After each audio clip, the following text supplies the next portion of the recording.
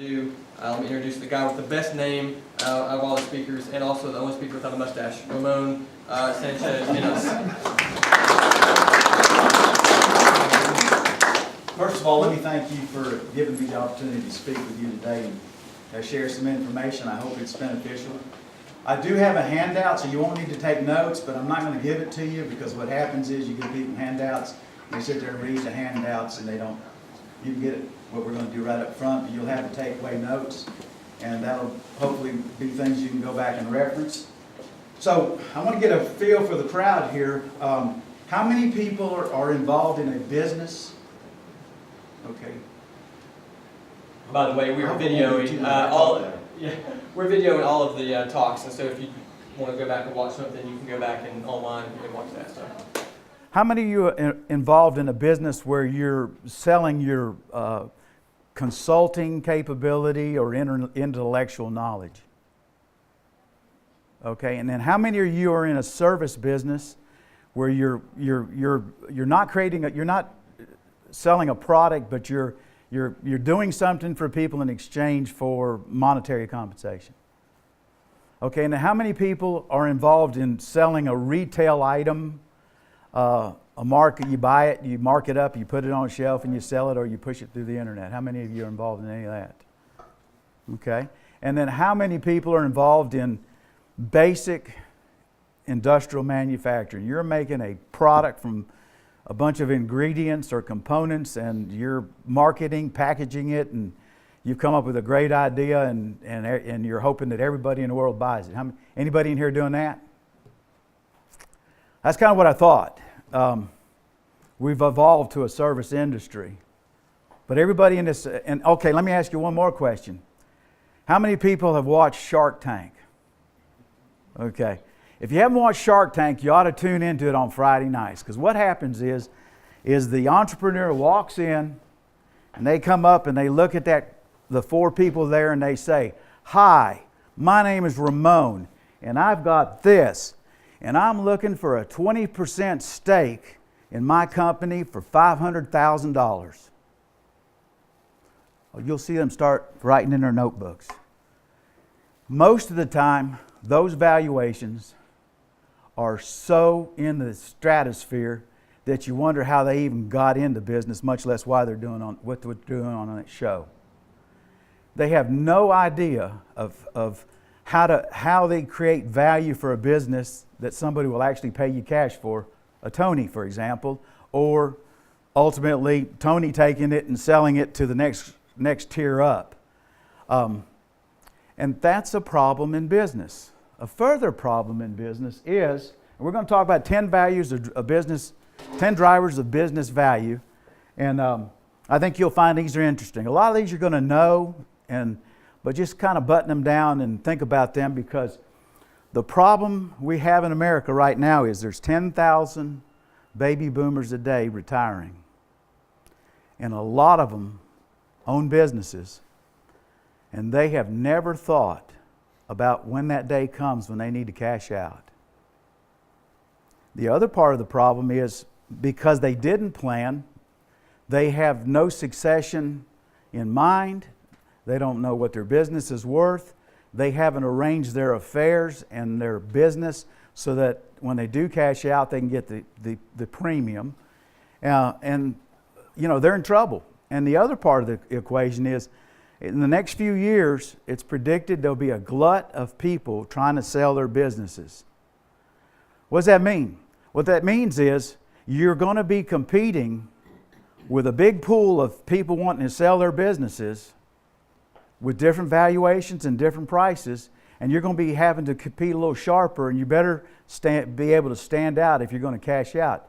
You could very well find yourself in zombie land where you didn't do the right things and nobody wants it. You're the walking dead. And as some people, when they call me and they say, "Well, I hear you'll come down and do a consultation," and I get down there and I have to tell them, your phase of your business is you're in the snorkel stage. You are underwater and you don't know it. You're breathing through a pipe, but you're not going to get out unless you change. So let's look at some of these values. We've already talked about this. We're going to try to help you stand out from the crowd. That's what you're going to need in the future when you go to cash out. And believe it, 20 years ago, and that seemed like it was yesterday, I never dreamed I was rolling up on retirement, but I'm there. I'm there. I don't plan on retiring. I hope they wheel me out in a gurney out of my office, but that's just me. But, you know, you reach a point where you need to retire. So, business value, what drives it? When you strip it all down, what really matters is the transferable value of your company when you get ready to leave. It all is going to come back to cash flow and some other things you're going to see here, and that's what somebody's going to want to buy. They're not going to want to buy your optimism that you had for 20 years and just barely made a living and feel like, well, any day now the ship will come in. They're not going to pay you for it. You got to do things to get yourself positioned, so we're going to explore those. The better you do at what you're going to see in the next few slides, the better you do at putting all that together, the higher you're going to get on a multiple when you go to sell. That's where your big money comes from. So what does it take? First thing is a stable and predictable cash flow. You want to put things in place and have systems that bring you consistent customers who are willing buyers and they love your service and they go out and advocate you. Now, why do you need that? Well, number one, the price of acquiring a new customer is a whole lot more expensive than what it takes you to retain a customer. So that means quality control, putting a product out there, and it means getting feedback from your customers, staying in touch with them, finding out when they had that bad experience that you hopefully will get through some kind of a feedback. When they had a bad experience, what did you do to correct that so it doesn't happen again in your business? All these things combined will ensure that you have continuing revenue. Other things, if you're in a business, I know in the heating and air, when I first started selling people's heating and air businesses, one of the things I ran into was the first question from astute buyers, and when I say astute buyers, those are people who acquire similar businesses to expand. They don't want to start something new. Was they didn't ask about revenue, they asked about how many service contracts does this business have in place? Because that was steady, reliable revenue.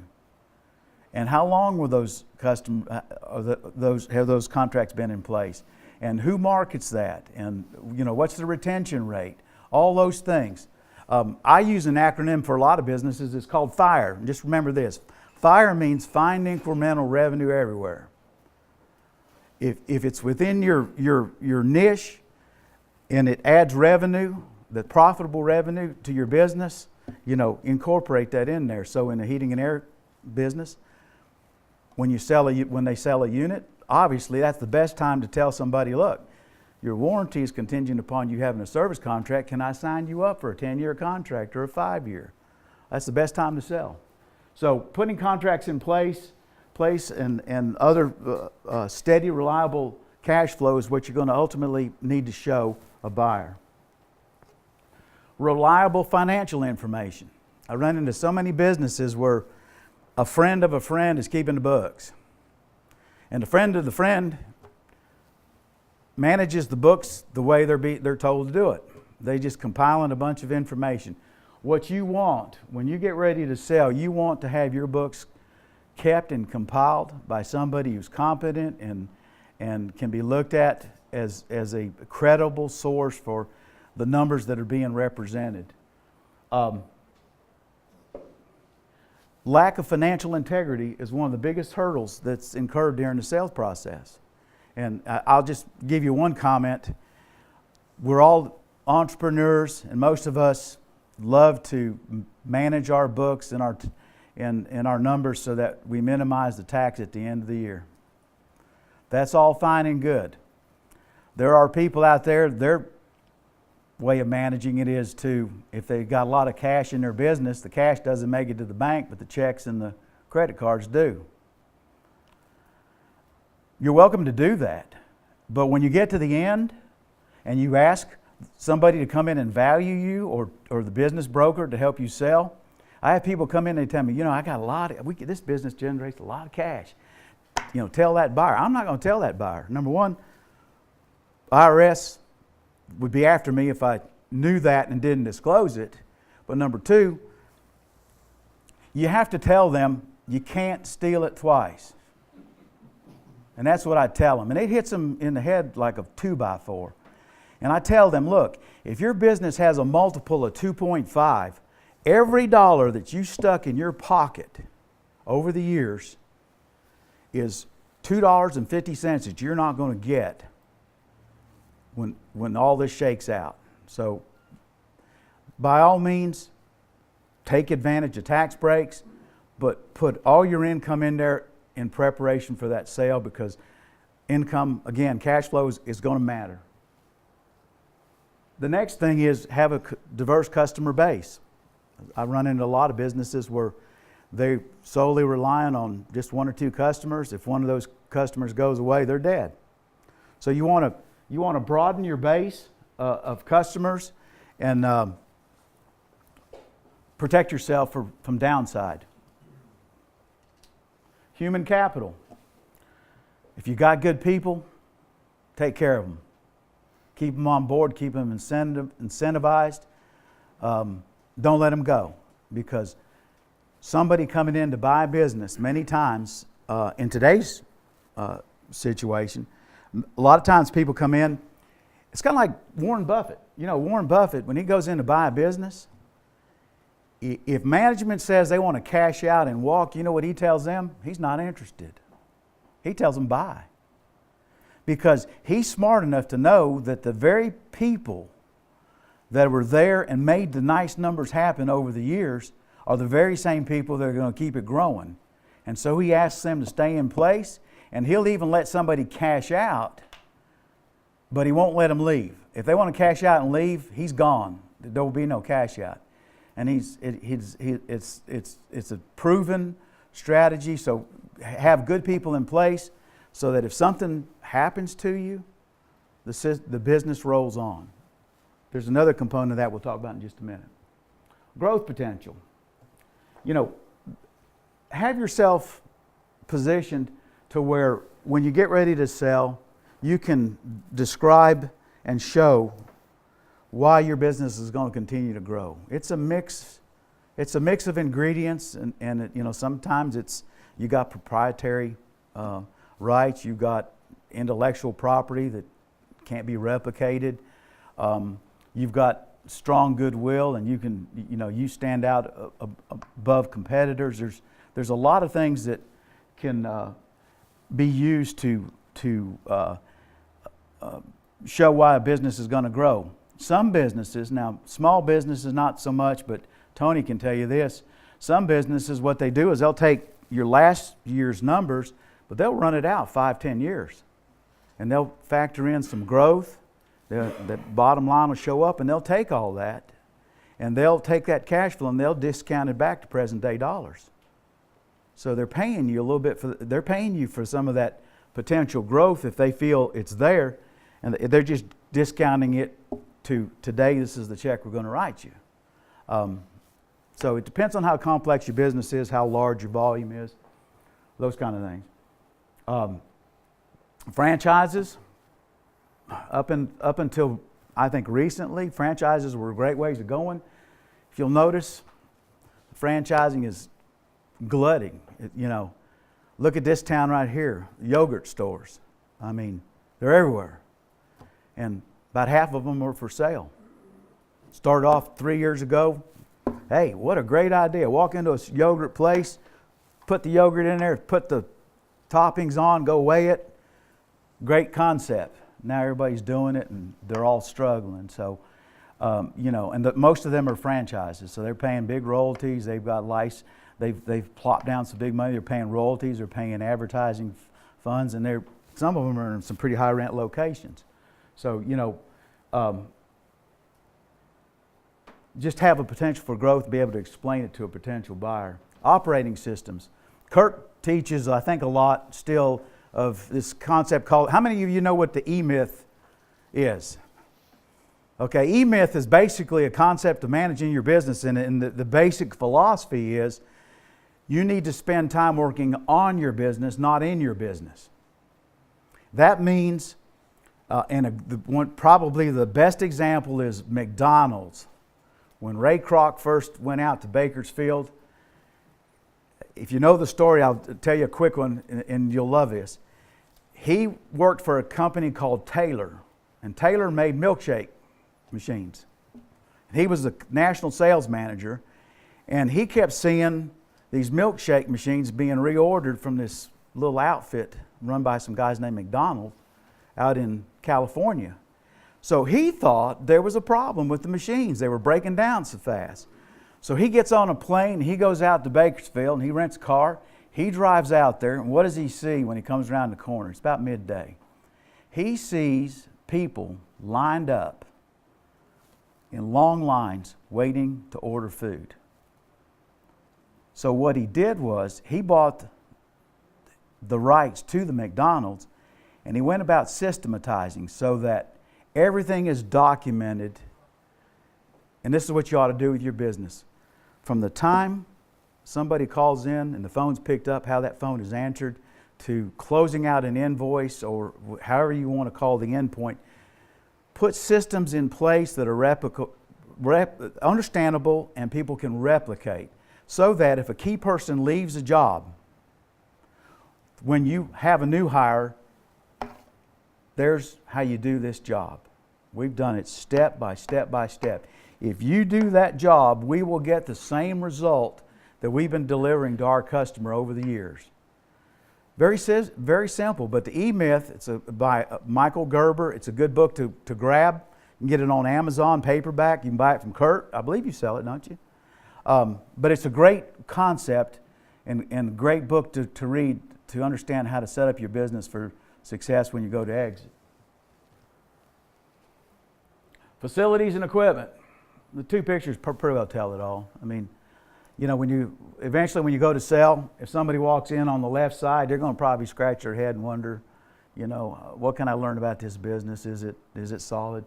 As opposed to the one on the right, which for me, that's probably over-organized. I'm not that way, but somewhere in between, having things neat, orderly, where you can find them, you don't have a lot of inefficiency in trying to find things.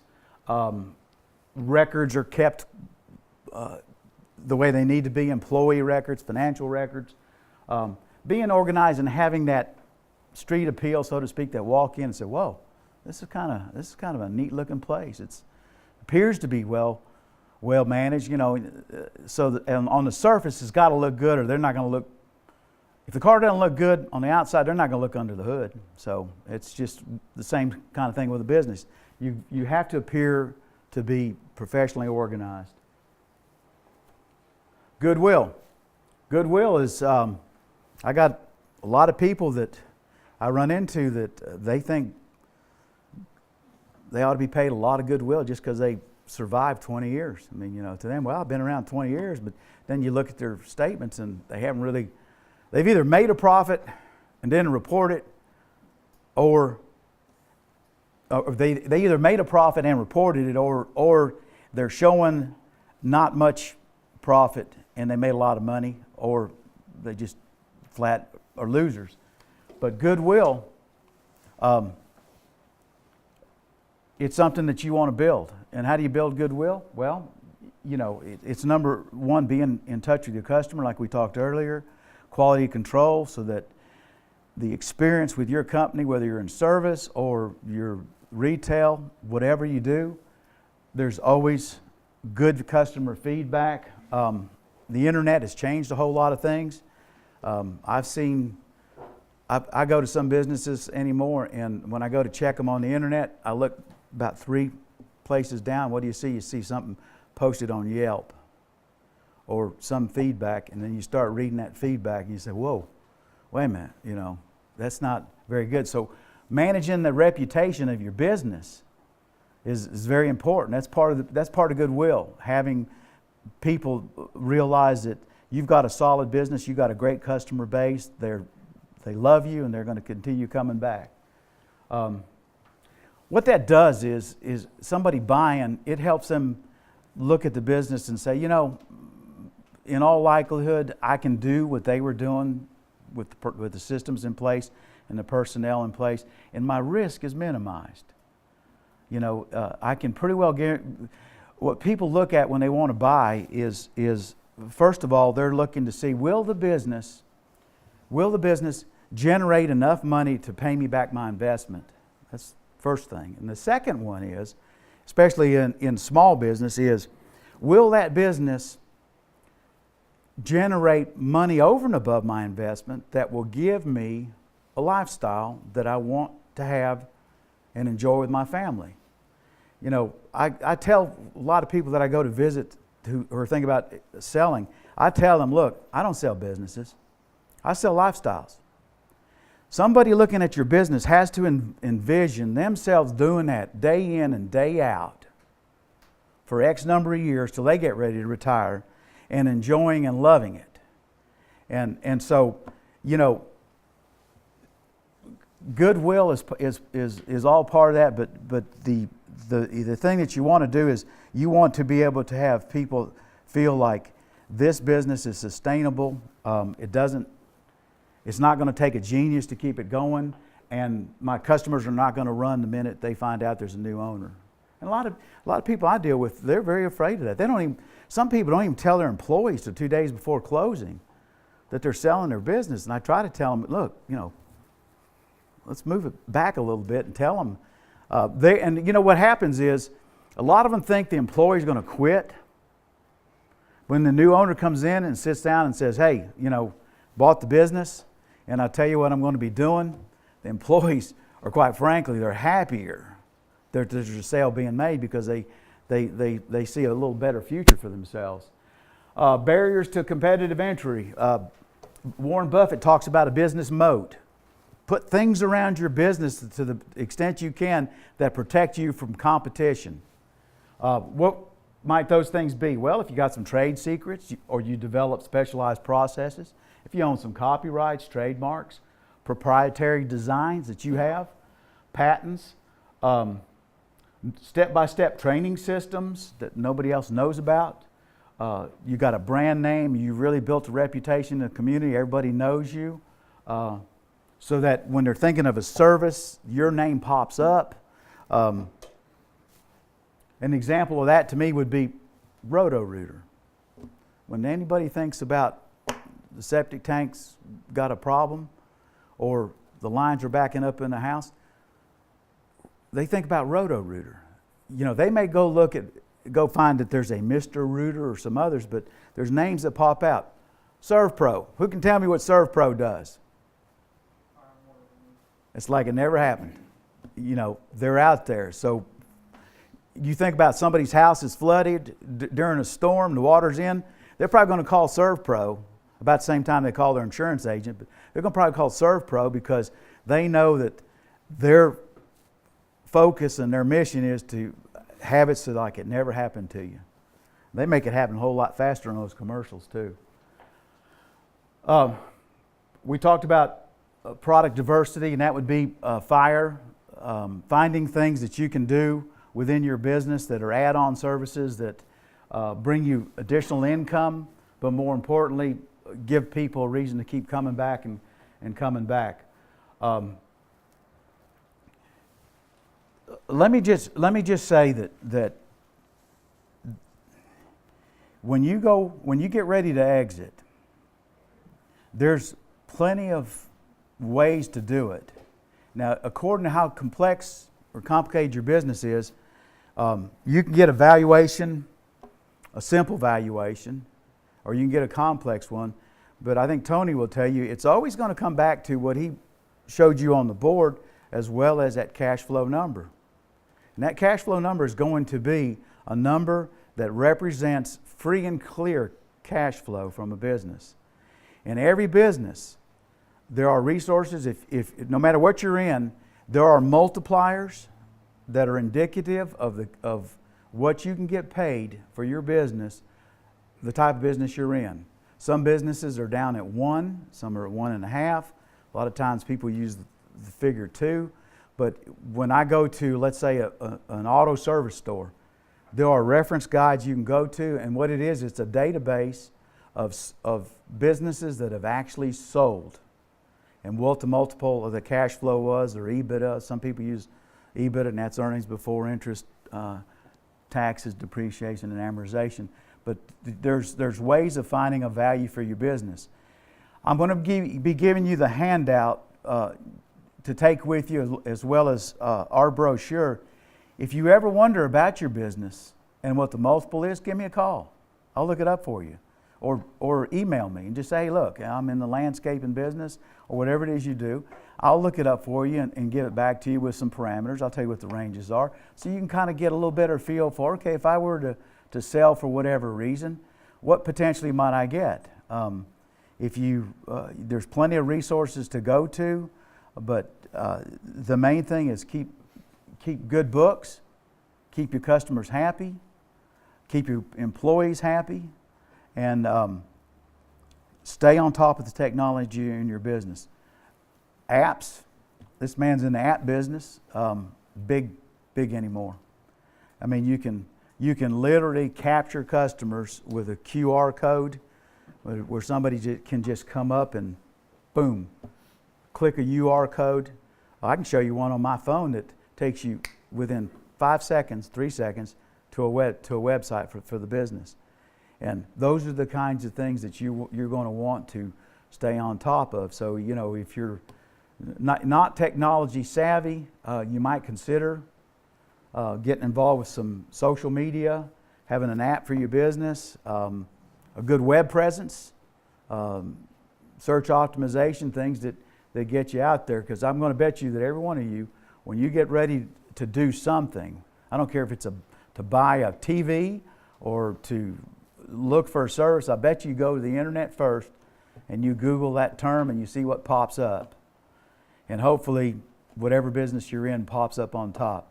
But feel free, all the speakers here love to help people out. I'm not a free service, but some of the things that I can help you just stay on top of your business, so that one day hopefully you might say, hey, Ramon, come out here and help me figure out what I can sell the business for. I'm thinking about listing it. Be glad to do it. So we're going to do questions at lunch. Okay, so all of us are going to be available at lunch for questions that you might have, and we're glad to entertain them. Thank you for your attention.